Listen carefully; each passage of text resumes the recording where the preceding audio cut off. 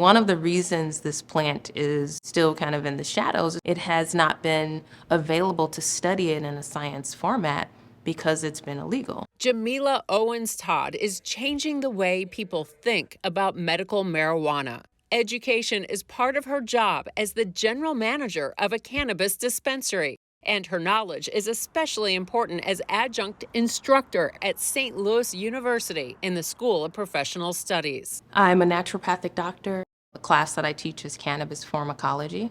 She teaches the chemical characteristics of cannabis and factors that influence drug interaction within the body. Jamila Owens-Todd covers one of the courses in St. Louis University's Cannabis Science and Operations Certificate program. Just learning that there is a program that's offering very extensive training now is a way to release the stigma. Once people know that there is a program, even if they enroll or not, they're going to know there's some validity behind the science when the university, such as St. Louis University, backs a program of this caliber. It's a one-year online undergraduate certificate program for anyone interested. The goal is to educate a growing workforce to sustain different areas of the industry. Jamila teaches the benefits of medical cannabis, the symptoms it treats, along with the evidence of its effectiveness. For Jamila, making the medical cannabis industry strong is also about being hands-on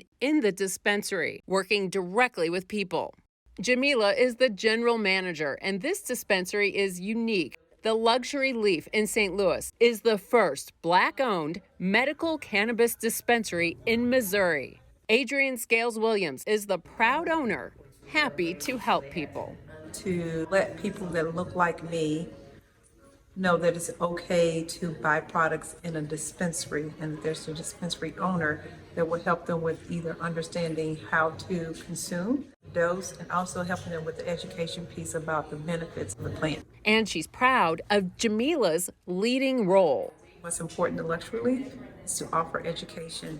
Jamila was one of the key people that I wanted in the dispensary, and so God blessed me with her, and with her background and the knowledge she has is amazing for Luxury Leaf. Historically, I've been, worked as a chemist for years in the pharmaceutical industry and always been an advocate for plant medicine. I love cannabis just as much, chamomile tea or lemon balm or peppermint. I think those things are great healers. But to be really honest, what drove me into diving into cannabis more were parents who had children with epilepsy. I started to study it, and the research was sound.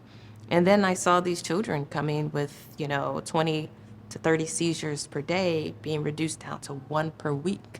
Through Luxury Leaf, Jamila is meeting new people all the time who need help. The population that goes to that dispensary are typically seniors.